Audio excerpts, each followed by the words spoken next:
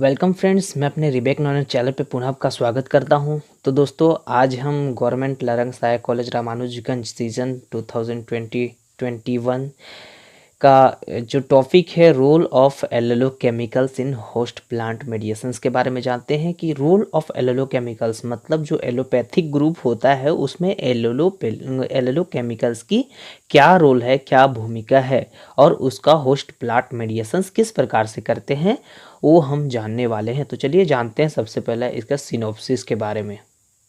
तो दोस्तों, चैनल पे नए हैं तो चैनल को सब्सक्राइब कीजिए और बेल आइकन को प्रेस कीजिए ताकि मैं जो भी एमएससी लेवल के क्वेश्चंस लाता रहूं तो सबसे पहला आप तक पहुंचे। तो दोस्तों चलिए अब हम देखते हैं इसके सिनॉप्सिस के बारे में। तो सिनॉप्सिस में सबसे पहला इंट्रोडक्शन आता ही है, डेफिनेशंस आता ही है, हिस्ट्री कुछ में आते कुछ में नहीं आते, हालांकि सभी में हिस्ट्री आ सकते हैं। फोर्थ नंबर देखते हैं फैक्टर ऑफ एल्लोकेमिकल्स, फैक्टर किस प्रकार से इफेक्ट करता है उसको। फर्स्ट नंबर देखते हैं वेराइटीज़ किस प्रकार से होती है, स्पेसिफिसिटी कैसी होती है इसकी, ऑटोटॉक्सिसिटी कैसी होती है। अब पांचवा नंबर देखते हैं कि फैक्टर इफेक्टिंग प्रोडक्शन इन एल्लोकेमिकल्स किस प्रकार से ये फिर से इफेक्ट करता है, अलग तरीके से किस प्रकार से इफेक्ट करता है।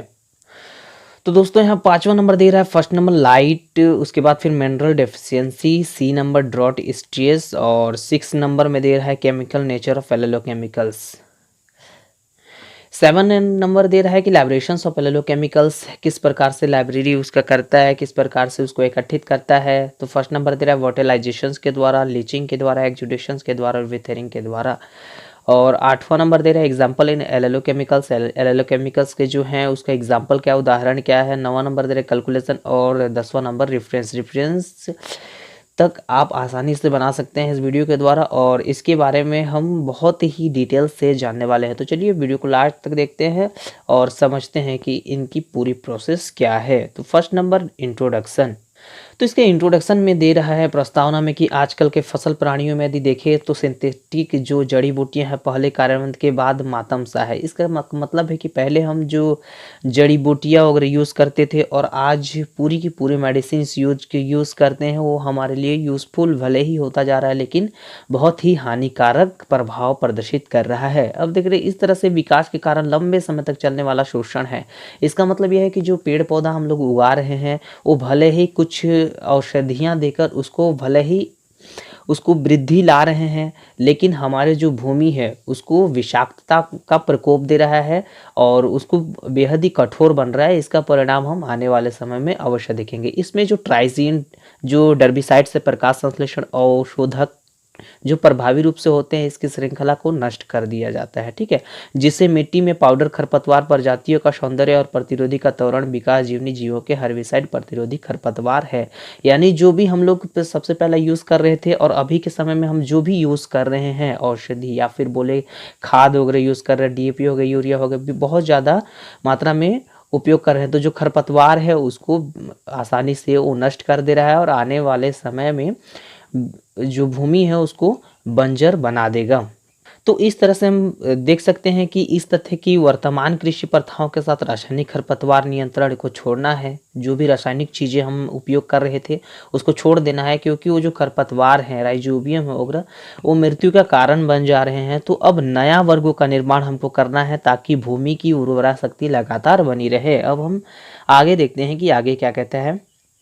तो जैविक कृषि के उपयोग के लिए यदि फसल को हम देखें तो रसायनों का उपयोग करने के लिए सार्वजनिक आवश्यकताएं होती हैं। तो एलोपैथी के द्वारा एक जैविक घटना होती है जिसके द्वारा एक जीव या अधिक जैव रासायनिक जीव पैदा करते हैं जो अन्य जीवों के विकास, अस्तित्व और प्रजनन को प्रभावित करता है।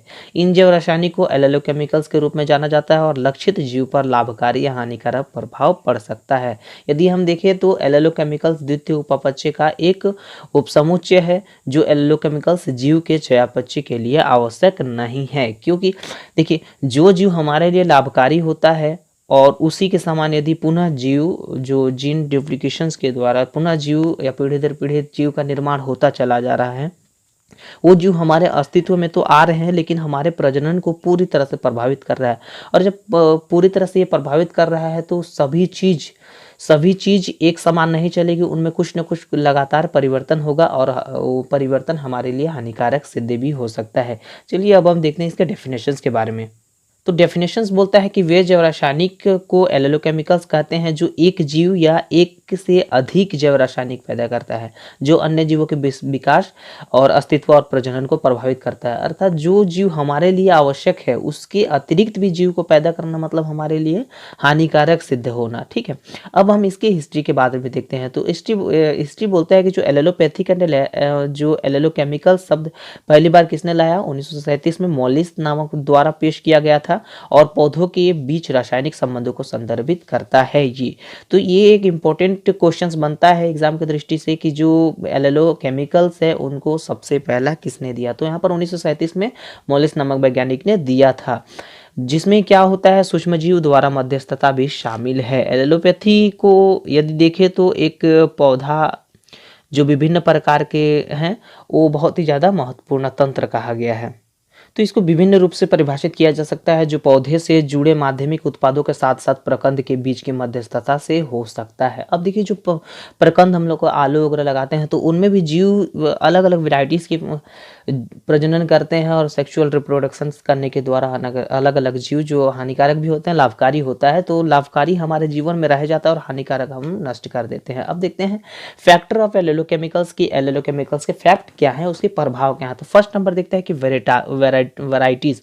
अब देखिए जो वैराइटीज है वो किस प्रकार से है, तो then can be a great deals of difference in the strength of allelopathic effect between different crop varieties. मतलब ये बोलता है कि जो भी ग्रेट डील्स मतलब बहुत ही महान प्रकार से जो बीजावरण है हमारे रूप जो जीवन में हम उपयोग कर रहे हैं वो विभिन्न प्रकार के एलोपैथिक जो एलोपैथिक है। ठीक है, और यदि देखें तो वो किस प्रकार से हमारे जीव में यदि हम देख रहे हैं कि यदि गेहूं की खेती कर रहे हैं तो गेहूं की खेती में किसी अन्य वैरायटीज़ को यदि शामिल कर लिया जाए तो कुछ वैरायटीज़ होते हैं लेकिन कुछ वैरायटीज़ उसमें नहीं हो जाते हैं। तो उसी को बोल रहे हैं कि वैरायटीज़ किस प्रकार से होनी चाहिए। अब देखते हैं कि स्पेसिफिसिटी होती क्या है। स्पेसिफिसिटी का मतलब होता है कि इसकी विशेषता क्या होती है। तो विभिन्न प्रकार के यदि स्पेसिफिक में देखें तो a crop which is strongly allopathic against on wheat में शॉल लिटिल और नो इफेक्ट अगेंस्ट अनदर। जो हम वैरायटीज़ के अंतर्गत देखे थे उसी प्रकार हम इसमें भी देखते हैं कि यदि हम गेहूं की खेती कर रहे हैं तो गेहूं की खेती में यदि सरसों को यदि मिश्रित कर दिया जाए तो वो खेती सर्वश्रेष्ठ मानी जाती है। यदि अन्य खेती यदि धान में अगर सरसों को उगाए तो वो बेनिफिट नहीं दे सकता है। तो उसी तरह हम देखते हैं कि मोस्ट सो लिटिल यदि हम स्ट्रांगली यदि वीट में हम तैयार करें खेती तो कुछ खेती में इफेक्ट डालेगा और कुछ खेती में इफेक्ट नहीं डालेगा। ऑटोटॉक्सिसिटी मतलब विषाक्तता के बारे में देखते हैं कि विषाक्तता क्या बोलता है। अब यहाँ पर बोल रहा है एल्लोकेमिकल्स में सफर्स मतलब हमारे जीवन में एल्लोकेमिकल्स की क्या भूमिका है, वो किस प्रकार से अदा करता है। तो उसको हम एक ऑटोटॉक्सिसिटी के अंतर्गत हम देख सकते हैं कि किस प्रकार से विषाक्तता किस प्रकार से हानिकारक है किस प्रकार से लाभकारक है। बोल रहे कि लसम in particularly now for this kinds of autotoxicity किस प्रकार से हमारा जीवन में पार्टिकुलरली वो एक भूमिका अदा कर रहा है और नहीं कर रहा है उसके बारे में बता रहा है। The toxic effect of wheat straw on मतलब जो विषाक्तता है वो किस प्रकार से प्रभाव कर रहा है किसको, तो गेहूं की खेती को किस प्रकार से प्रभाव कर रहा है।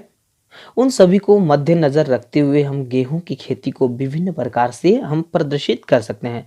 अब देखिए 5वां नंबर बोल रहा है फैक्टर इफेक्टिंग प्रोडक्शन इन एल्लोकेमिकल्स। जो फैक्टर इफेक्ट है किस प्रकार से प्रोडक्ट कर रहा है हमारे जीवन में जैविक उत्पाद का किस प्रकार से आगे बढ़ा रहा है उसको देखते हैं किसके अंतर्गत, तो लाइट के अंतर्गत। देखते हैं कि जो एल्लोकेमिकल्स है विभिन्न प्रकार के शारीरिक प्रक्रियाओं में यदि बदलाव करते समय हम देखते हैं प्राथमिक को द्वितीय प्रभाव से अलग अलग करना मुश्किल हो जाता है उन दोनों को। यदि देखते हैं सरसों और गेहूं की खेती एक साथ कर दिया जाए, मैं बार बार ये दोनों का एग्जाम्पल दे रहा हूँ ताकि बहुत ही आसान तरीके से आपको समझ में आए। यदि गेहूं और सरसों की खेती एक साथ कर दिया जाए तो उस खेती हो तो जाएगा बहुत ही अच्छा, लेकिन उसको अलग अलग करना एक बहुत ही मतलब आसान तरीके से नहीं होगा। यदि प्रकाश संश्लेषण पौधों की वृद्धि के द्वारा यदि हम देखें तो मूलभूत भौतिक एवं रासायनिक प्रक्रिया जिसके द्वारा पौधे शैवाल और प्रकाश संश्लेषण जीवाणु कार्बनिक यौगिक के संश्लेषण को चलाने के लिए प्रकाश ऊर्जा का उपयोग करते हैं। यदि जो दोनों खेती हो रहा है तो उसमें प्रकाश की तो भूमिका रहेगी क्योंकि फोटोसिंथेसिस की क्रिया प्रकाश के द्वारा ही संभव है। यदि प्रकाश नहीं रहे तो संभव नहीं है। अब हम देखते हैं कि मिनरल डेफिशिएंसी होता क्या है। तो मिनरल डेफिशिएंसी का मतलब होता है कि खाद्य हानि, खनिजों की हानि किस प्रकार से हो रही है। तो विभिन्न प्रकार के पोषक तत्व जिसमें आवश्यक पोषक तत्व शामिल है जो वृद्धि, विकास और प्रजनन को बढ़ाते हैं या अनुकूलित करते हैं। तो जो मिनरल डेफिशिएंसी है, खनिजों की हानि हो रही है, यदि खनिज की हानि होगी तो विकास और प्रजनन तो बिल्कुल ही नहीं रहेगा और हमारा जो जीवन है वो अनुकूलित भी नहीं रहेगा। अब हम देखते हैं कि ड्रॉट स्ट्रेस होता क्या है। तो इसका उपयोग पौधों की प्रजातियों में अजैविक तनावों के खिलाफ प्रतिरोध को प्रेरित करने और बेहतर विकास के लिए उनकी चयापचय जो प्रक्रिया होती है उनको बनाए रखने के लिए किया जाता है। यदि हम देखें तो विभिन्न रणनीतियों का उपयोग करके इन तनावों को भी विभिन्न प्रकार से उसको नष्ट कर दिया जाता है। तो ये बोल रहा है जो प्रतिरोधी है वो किस प्रकार से प्रेरित कर रहा है किसके चयापचय क्रियाओं को, उसका भी रणनीति हम ड्रॉट स्ट्रेस के द्वारा देख सकते हैं, फैक्टर इफेक्टिव प्रोडक्शन के द्वारा हम देख सकते हैं। अब हम इसमें देखें तो प्रतिरोध उत्तेजक यौगिक का उत्पादन हम बढ़ा सकते हैं, लेकिन किस प्रकार से बढ़ा सकते हैं उसके द्वारा ही इस डायग्राम के लिए डायग्राम से हम समझ सकते हैं। बढ़ाना घटाना किस प्रकार से कम होता है उसको भी हम डायग्राम के द्वारा समझ सकते हैं। तो देखिए यहाँ पर लिखा है कि रिलीज ऑफ वोलेटाइल कंपाउंड, जो वोलेटाइल है उसको किस प्रकार से रिलीज कर रहा है। ये देखिए जो पत्ती है वो किस प्रकार से रिलीज कर रही है, पत्ती तो है लेकिन यहाँ पर देखिए नीचे क्या लिखा है, वॉशिंग्स ऑफ बाय रेनफॉल। इसका मतलब होता है कि जो भी हम रेनफॉल यूज कर रहे हैं, जो भी पानी आ रहा है, ठीक है, वो हम धुलाई के द्वारा क्या कर रहे हैं, जैसे बारिश तो गिर रहा है लेकिन हम आसानी से समझ सकते हैं कि जो कपड़ा धोने वाला है साबुन, ठीक है, उसको हम यूज कर रहे हैं तो उससे क्या इफेक्ट पड़ रहा है। तो देखिए डिकेइंग ऑफ प्लांट रेड्यूस, मतलब इसका मतलब है कि यहां से जो पत्ती है वो क्या हो गया, डिकेइंग हो गया, वहां से हट गया। अब देखिए लीचनिंग ऑफ प्लांट ड्यूटीज, मतलब इसका मतलब है कि देखिए यहां से जो पत्ती है इस प्रकार भी गिरा और इस तरह से भी गिरा, और यहां से लीचनिंग मतलब ये क्या हो जा रहा है, सींच जा रहा है। सींचने के बाद क्या हो रहा है, रूट एक्सिड्यूशंस, मतलब वो जड़ की ओर क्या हो रहा है, वो खिंचाव हो रहा है। डिकम्पोजिशन ऑफ रूट टिश्यू, उसका डिकम्पोज हो रहा है, कहाँ, रूट टिश्यू में हो रहा है। ठीक, तो इस डायग्राम को आसानी से समझ लिए कि वहाँ रिलीज तो कर रहा है, रिलीज करने के बाद यदि धुलाई हम कर रहे हैं तो धुलाई के द्वारा पत्तियों को झाड़ दे रहा है, लिसनिंग भी हो जा रही है, और रूट एक्सिड्यूशंस के द्वारा जो भी हम जल उपयोग कर रहे हैं वो क्या कहाँ हो जा रहा है, एब्जॉर्ब कर दिया जा रहा है जड़ के द्वारा। डिकम्पोज भी रूट टिश्यू के द्वारा कर लिया जा रहा है, कहाँ, ऊपर, ऊपर से जो इफेक्ट कर रहा है उसके बाद वो नीचे आ रहा है। अब हम नीचे आकर देखते हैं 6 नंबर केमिकल नेचर ऑफ एलोकेमिकल्स। तो एलोपैथिक बातचीत, और यदि हम देखें तो एलोपैथिक यौगिक से, तो यह यौगिक के रासायनिक समूह में संबंधित है और ट्राई कोटोन्स, टेरपेन्स, बेंजोक्विनोन, कैराइन, फ्लेवोनोइड्स जैसे टेरपेनोइड्स, एस्ट्रोगोलेस्ट्रोन, पेनोलिक और टैनिक, लिग्निन, फैटी एसिड और नॉन प्रोटीन अमीनो ऑक्साइड, ये सभी केमिकल नेचर वाले एलोकेमिकल्स होते हैं। इनके इफेक्ट से ही जो एलोकेमिकल्स है वो विभिन्न प्रकार से प्रभावित हो रहे हैं। तो इन्हीं को हमें रख रखाव करना है और इसको हमें जल्द से जल्द ही कुछ इफेक्ट डालकर उसको प्रभावित करने से बचाना है। अब हम देखते हैं कि लाइब्रेशंस ऑफ एलोकेमिकल्स, इसका मतलब तो वर्टिलाइजेशंस, देखिए यहाँ पर दिया हुआ है जो एरिड एंड एरिड एनवायरमेंटल के द्वारा हम कैसे करते हैं, उसका वर्टिलाइजेशंस किस प्रकार होता है।